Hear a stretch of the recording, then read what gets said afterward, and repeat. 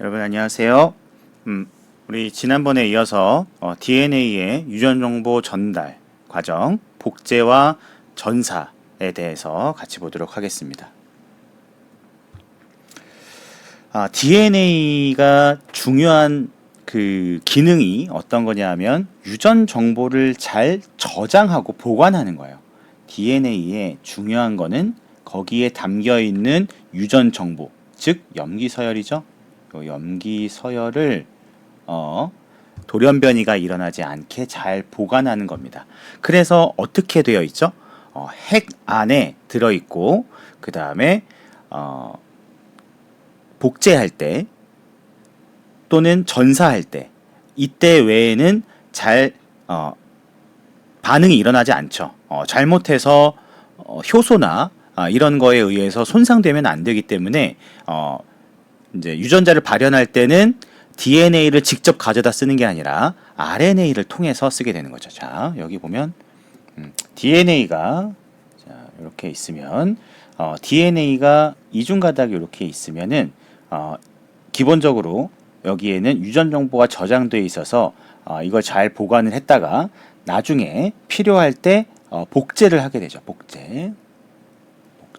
그래서 똑같은 걸 이렇게 두 개 만들어요. 자, 반면에 DNA로부터 여기로부터 유전 정보에 있는 내용을 가지고 단백질을 만들고 싶어. 그럴 때는 DNA를 직접 가져다 쓰고 잘못해서 훼손되면 안 되니까 뭘 만들어내죠? 네. RNA라고 하는 거를 베껴 써서 이 복사본을 가지고 사용을 하게 되는데 요 과정을 우리가 전사라고 부르죠.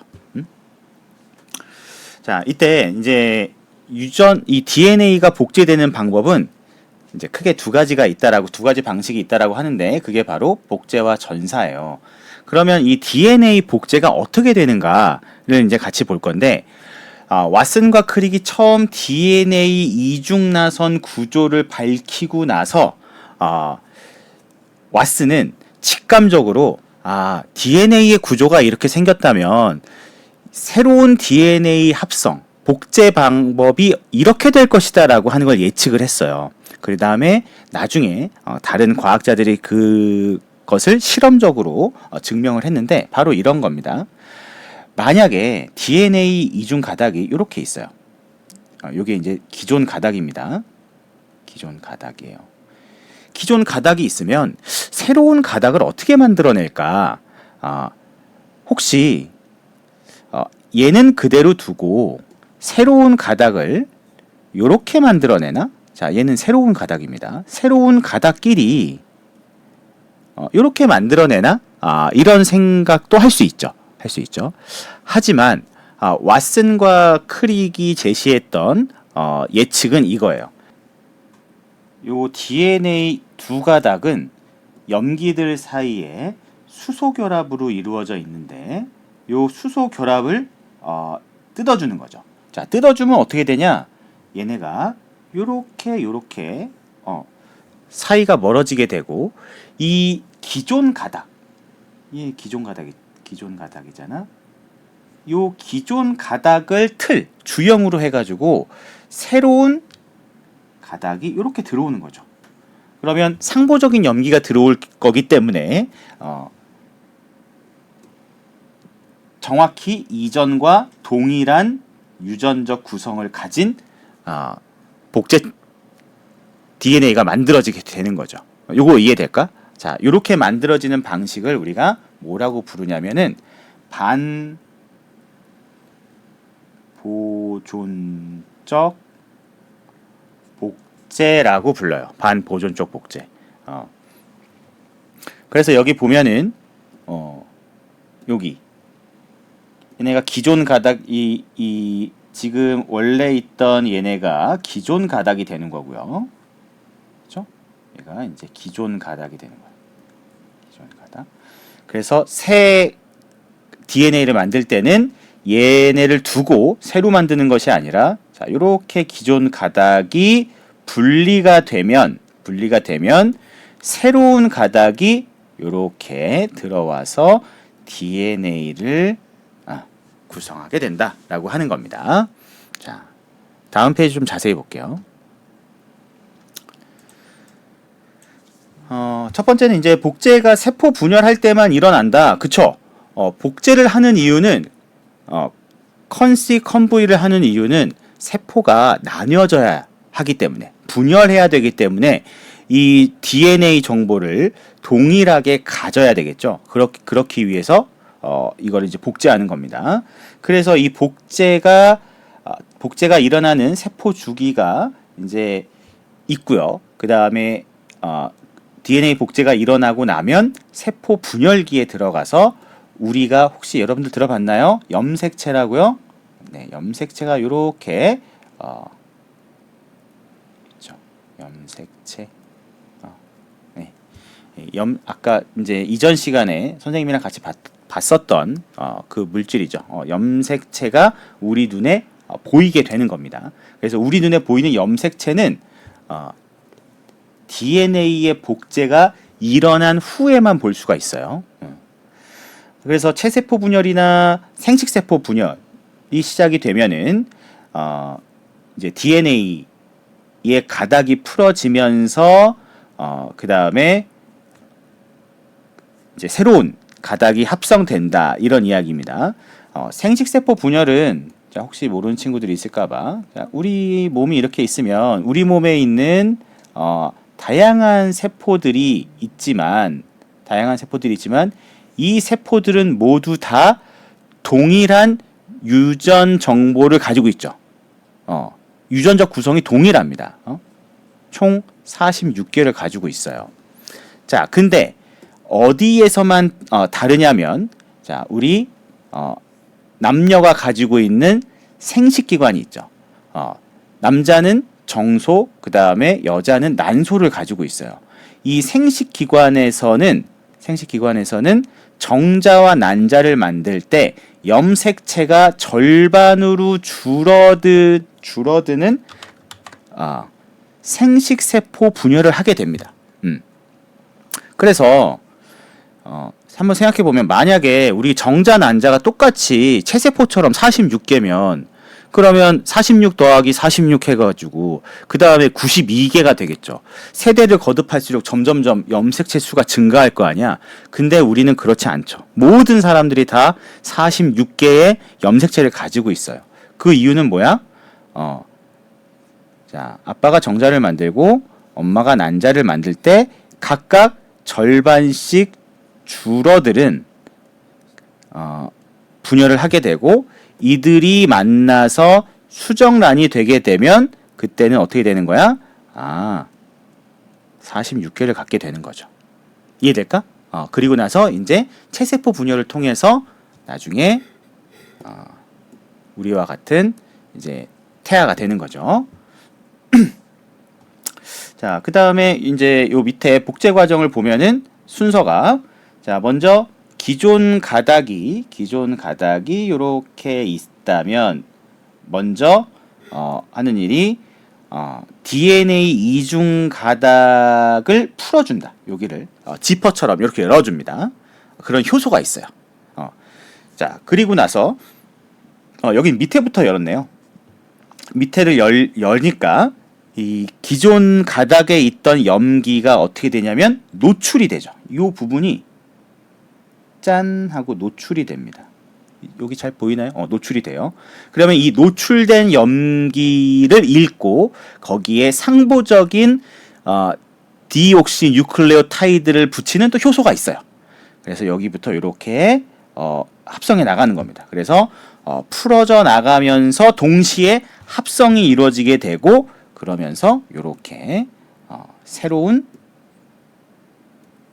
DNA가 합성이 되어서 복제가 된다. 자, 이런 이야기입니다. 여러분들 통합과학에서 배웠던 이제 DNA의 유전 정보 전달에 대한 건데요. 요건 좀 친숙하죠, 그렇죠? DNA의 염기 서열의 형태로 정보가 있죠. 그리고 얘는 그 분열하기 전에 복제가 될 수 있어요. DNA를 통해서 DNA를 만든다. 자, 그 다음에 생명 활동을 하기 위해서는 뭘 만들어야 되냐면 단백질을 만들어야 되죠. 자, 여기 단백질을 만들어야 돼. 단백질이라는 건 뭐야? 얘네는 아미노산 20가지가 어떤 순서로 오냐에 따라서 정해지는 아미노산 서열 정보를 필요로 합니다. 자, 이쪽으로 좀 옮길게요. 자, 이때 그러면 DNA 염기 서열이 어떻게 단백질의 아미노산 서열로 전달이 되냐? 여기 mRNA라고 하는 DNA 염기 서열을 RNA 염기 서열로 정보가 이동하게 되죠. 그렇죠? 그리고 나서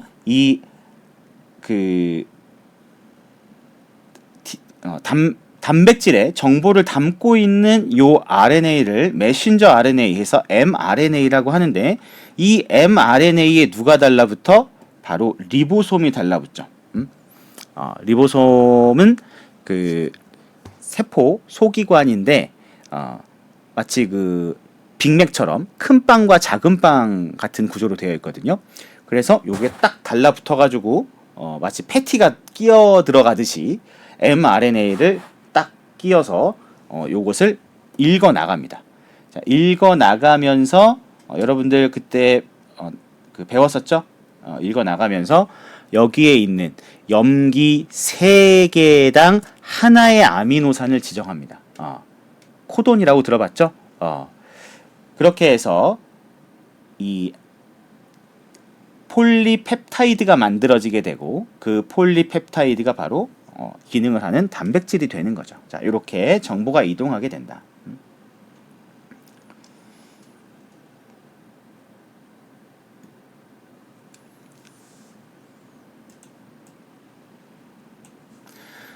자, DNA의 복제나 전사 과정에는 모두 다 효소가 관여를 한다. 생명 활동의 모든 과정이 다 효소가 관여합니다. 여러분들 효소가 관여하지 않는 과정은 없어요.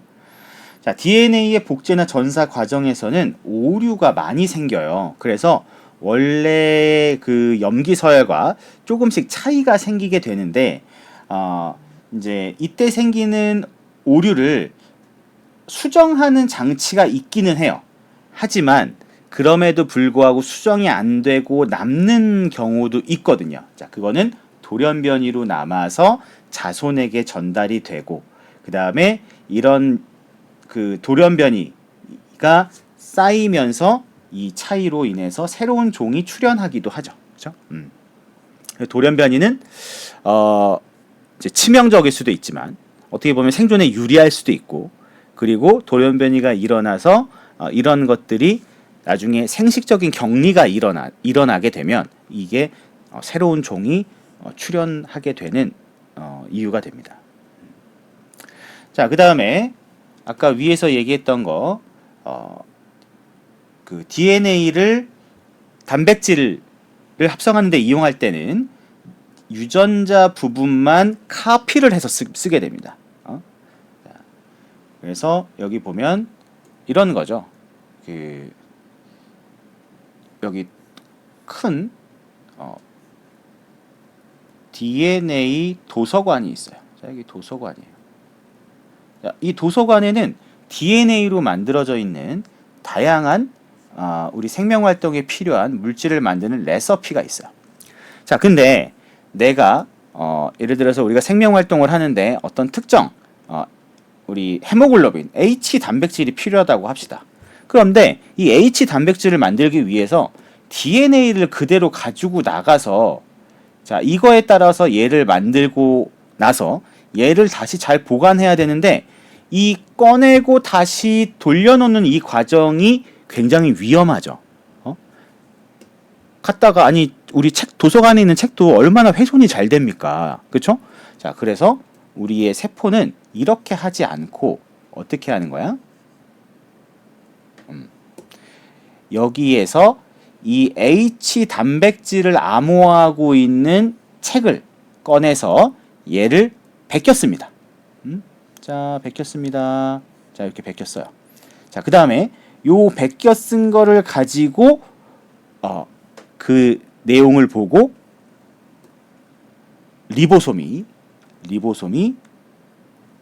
번역을 하는 거죠. H 단백질을 만들어내는 겁니다. 그리고 나서 다 쓰고 나면 얘는 어떻게 하면 될까? 요 RNA는 나중에 분해시키면 되겠죠. 그죠? 우리 몸은 이러한 방법을 이용한다. 필요한 부분만 복사해서 쓰고 종이는 버린다. 자, 이를 베껴 쓴다고 해서 전사라고 한다. 전사.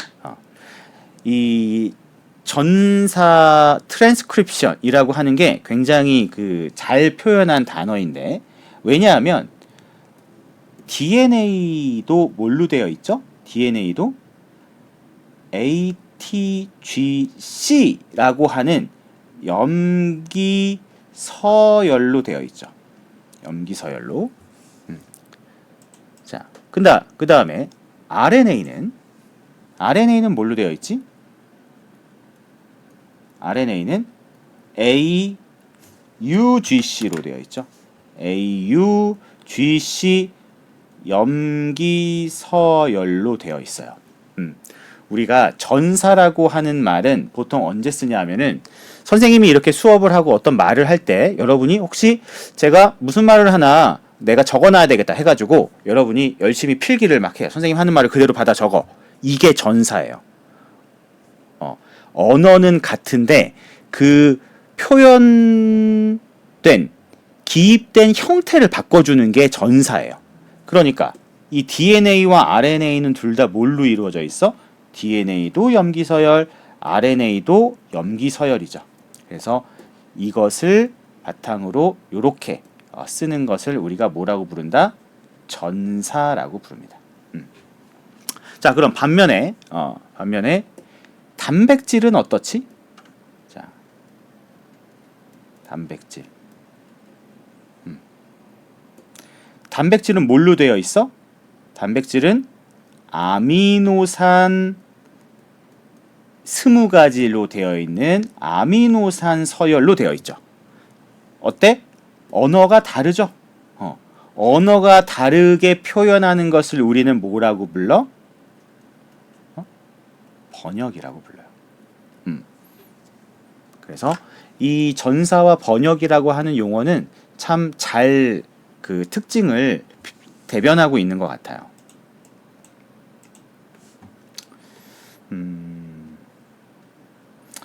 그러면 이제 요런 질문을 할 수가 있어요. DNA도 염기서열로 되어 있고 RNA도 염기서열로 되어 있는데, 그러면 저장도 RNA로 하고 그 다음에 베껴 쓰는 것도 RNA로 쓰면 편하지 않을까? 왜 DNA와 RNA 두 가지의 물질이 다 존재하는가? 자, 그거는 바로 DNA와 RNA의 역할, 그리고 그 역할을 수행할 수 있는 그 DNA와 RNA의 분자적인 특징 때문에 그래요. 무슨 얘기냐면은 이 RNA는 DNA처럼 핵산인데, 근데 여러분들 알다시피 뭐만 다르죠? 자, 여기 똑같이 리보스 당이 있고요.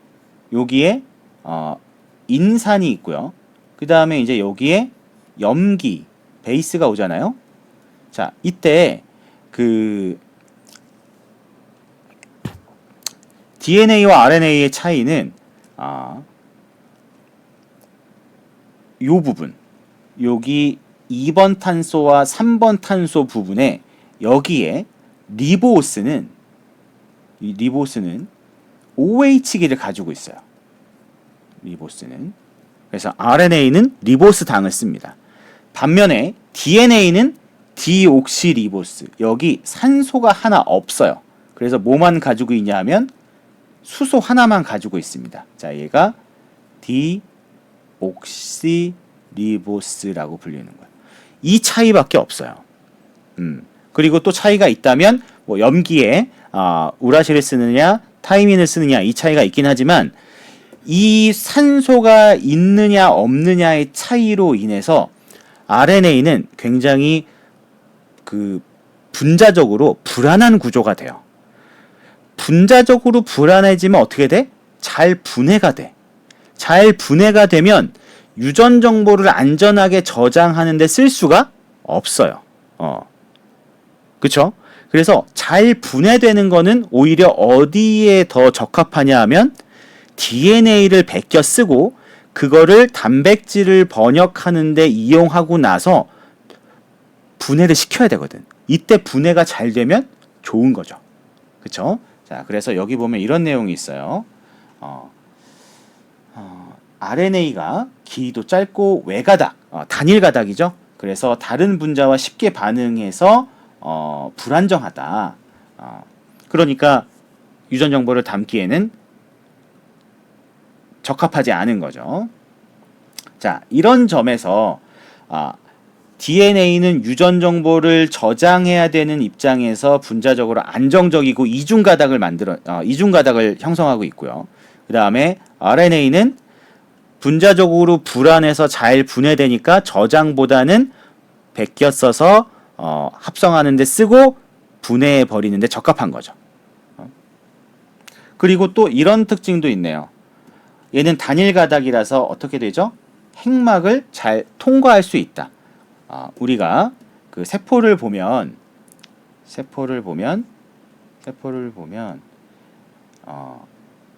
핵이 있죠. 근데 DNA는 어디 있어요? DNA는 여기 안에 있죠. 여기 DNA가 요 안에 있어요. 자, 근데 리보솜은 어디 있어요? 단백질은 어디서 만들어요? 리보솜은 여기 있어요. 단백질 합성은 세포질에서 일어난단 말이야. 그러면 여기에서 정보를 가진 물질이 어떻게 돼야 돼? 바깥으로 빠져나와야 돼. 바깥으로 빠져나오려면 핵막을 통과해야 되는데 핵막에는 뭐가 있냐면은 물질들이 드나다닐 수 있는 구멍, 핵공이 있어요. 자, 요 안에 핵막에 핵공이 존재하는데 이 핵공은 그렇게 사이즈가 크지 않아요. 그리고 허락받은 자만 출입할 수 있습니다. 아무나 들락날락하면 안 되겠죠.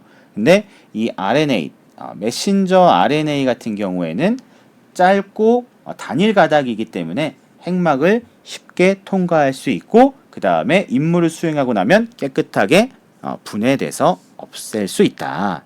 자, 이게 이제 RNA의 장점인 거죠.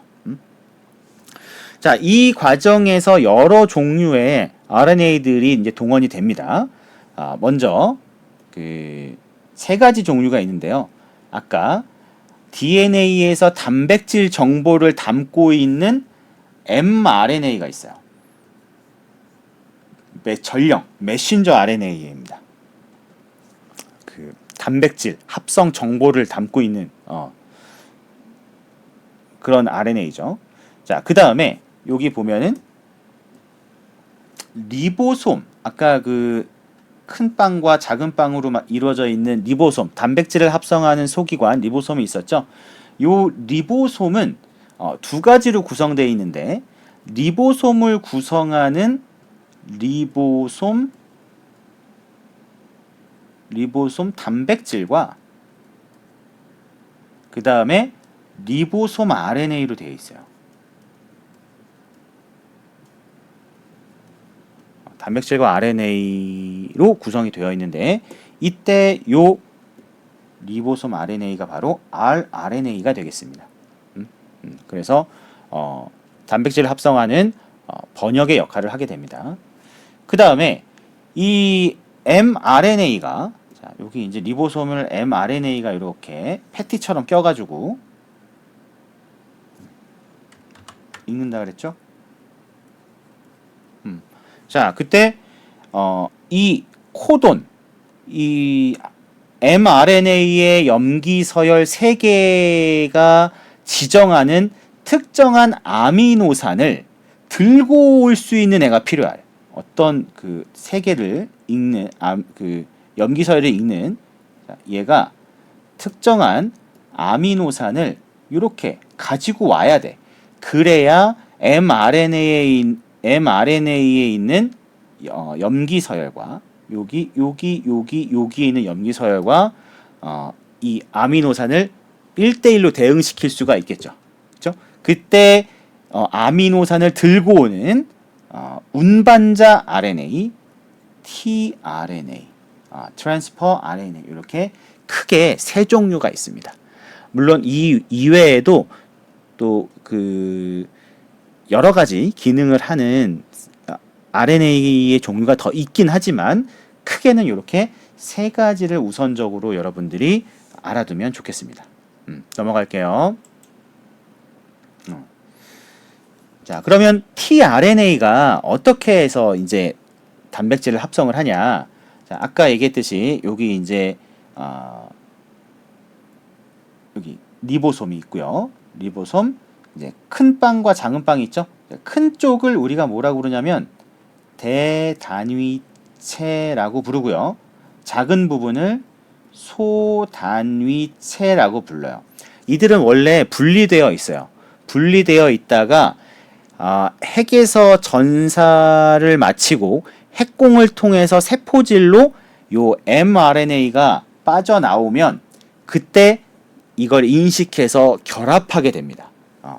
큰 빵과 작은 빵이 결합을 하게 돼요. 자, 그때 여기에 tRNA가 요 코돈에 맞는 여기 코돈에 맞는 안티코돈을 가진 요 둘은 서로 상보적이에요. 인식할 수 있어요. 안티코돈을 가진 여기 tRNA가 여기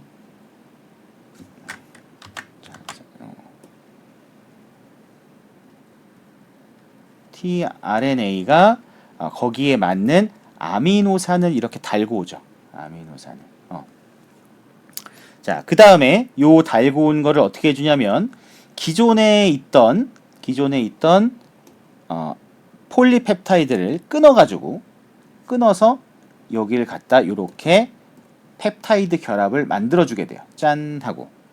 자, 그 다음에 요 리보솜이 옆으로 이동합니다. 자, 한 칸씩 옆으로 이동하실게요. 자, 얘가 이쪽으로 이제 이동합니다.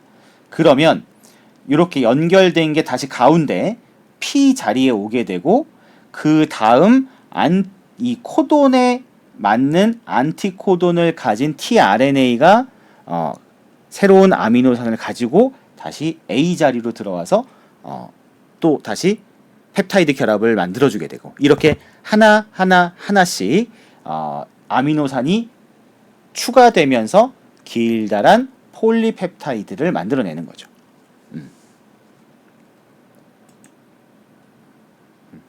자, 그래서 여러분들이 알고 있는 이 생명의 중심 원리, 여기에는 순서가 DNA로부터 RNA로 단백질로 이렇게 이어지게 된다. 자, 근데 이 이제 중심 원리와 그 다음에 전사와 번역을 통해서 단백질이 만들어진다라고 하는 게 많은 부분을 설명을 할 수가 있었어요. 자, 근데 예외가 발견이 됩니다. 그건 바로 뭐냐면은 RNA로 구성되어 있는 바이러스가 있어요. 이 RNA를 그 유전 물질로 갖는 바이러스는 어떻게 단백질을 만들까? 이게 이제 궁금했던 거예요. 자, 생물은 아니지만 바이러스 중에는 일부가 유전 물질로 핵산을 DNA를 갖는 DNA 바이러스도 있고 RNA를 갖는 RNA 바이러스도 있는 거야. 자, 그러면 DNA는 우리가 잘 알고 있듯이 유전 정보를 저장할 수 있는데 그러면 이 RNA를 가지고 있는 바이러스는 어떻게 해서 단백질을 합성할까? 이게 궁금했던 거야. 이런 거죠. 혹시 이 RNA를 통해서 자, 1번입니다. RNA를 통해서 바로 단백질을 만드나? 자, 2번입니다. 혹시 RNA를 통해서 다시 DNA를 만들고 DNA를 가지고 다시 RNA를 만들어서 그 다음에 단백질을 만드나? 이런 이제 과정이 궁금했던 거죠. 그래서 찾아봤더니 어떻더라? 자, 1번 방법을 쓰는 바이러스도 있고 2번 방법을 쓰는 바이러스도 있다. 자, 이렇게 보니까 뭐야? DNA에서 RNA로, RNA에서 단백질로만 정보가 이동한다라고 우리가 센트럴 도그마를 만들었는데 예외가 생긴 거죠. 어떤 게 RNA에서 DNA를 합성하기도 하네 라고 하는 경우가 생긴 겁니다.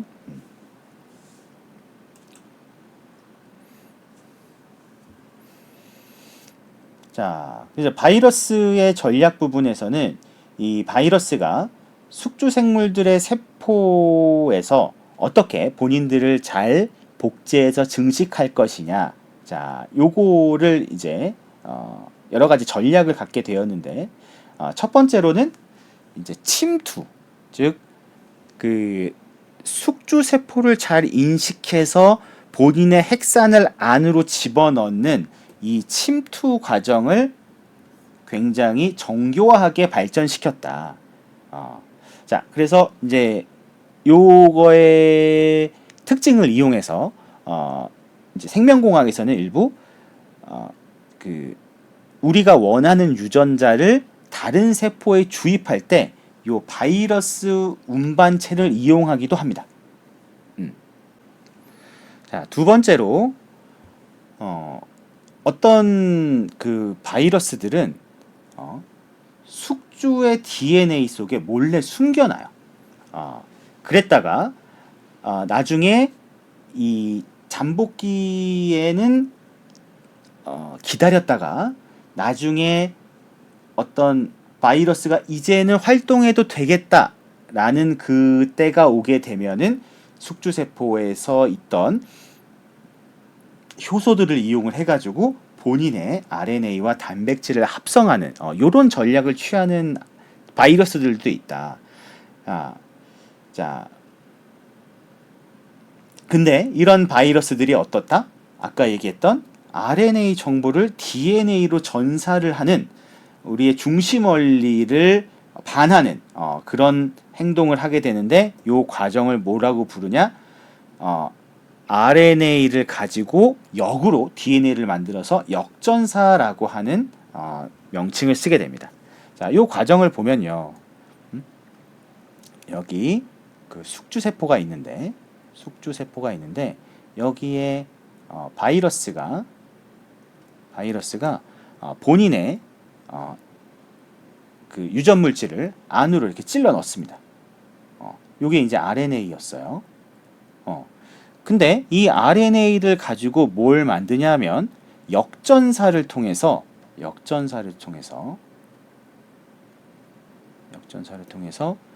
DNA를 만드는 거죠. DNA를 만들어요. 이 DNA를 만들고 나면 이걸 상보적인 가닥으로 해가지고 DNA 이중 가닥을 만들어낼 수 있겠죠.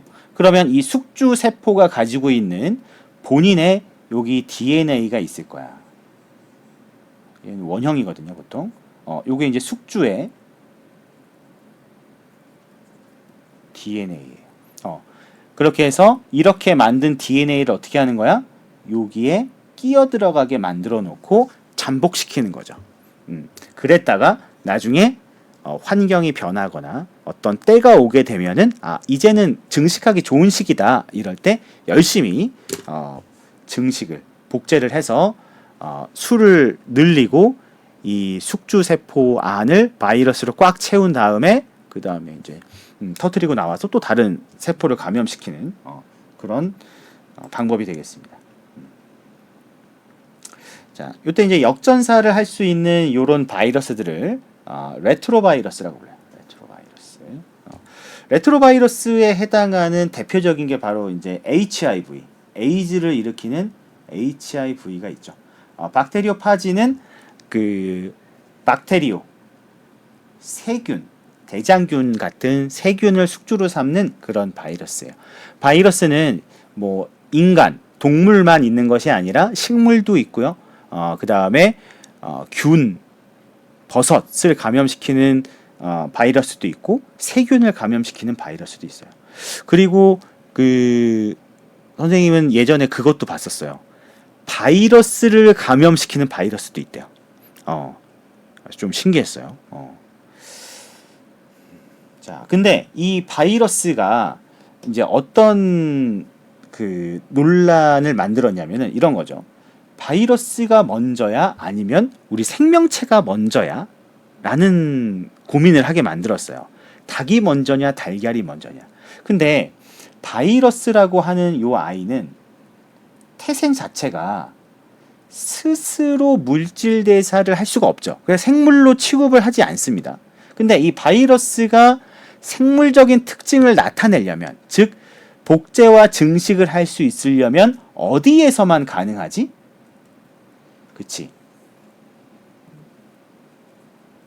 이들에게 효소를 빌려줄 수 있는 특정 숙주세포 안에서만 가능하단 말이야. 그러면 바이러스가 원시적인 그런 형태로 남아있긴 하지만 적어도 숙주세포가 먼저 아니야? 라는 합리적인 의심을 하게 만들게 되죠. 그러면 숙주세포가 먼저 있다가 나중에 바이러스들이 만들어진 건가? 자, 여기 보면 이 많은 유전체에서 사람뿐만 아니라 다른 생물들의 유전체에서 이 바이러스의 흔적을 볼 수가 있어요. 여기 보면은 사람 같은 경우에 인간 지놈 유전체에서 약 2억 5천만 개 정도, 이게 8에서 10% 정도인데 이 서열들은 뭘로부터 유래했다? 바이러스로부터 유래했다. 바이러스라는 게 뭐야? 유전 물질을 주입을 해서 자기 거를 복제하게 만드는 거잖아. 그 과정에서 뭐가 일어나냐면은 그 새로운 염기 서열이 끼어 들어가게끔 만드는 그런 기능을 하는 거예요. 그래서 바이러스가 숙주세포를 감염시키는 그런 역할도 했겠지만은 어떤 것도 했냐면 이 숙주세포의 DNA에 바이러스의 특징들이 이렇게 끼어 들어갈 수 있도록 유전자를 이동시키는 역할을 했을 것이다. 자, 요런 이야기가 있습니다.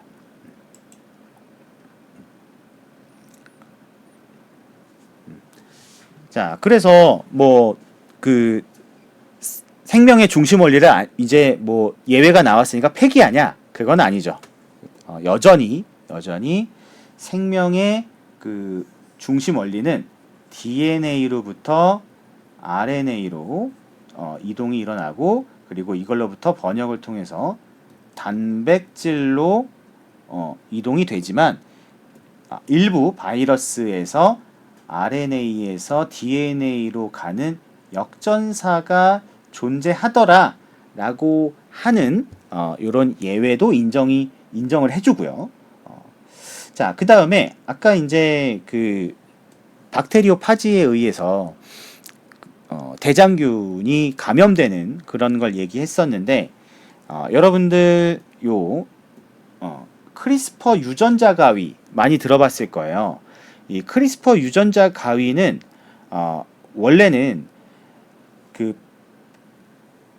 세균들이 바이러스를 대항해서 그들이 가지고 있던 면역 체계의 일부였던 효소를 이용한 거예요.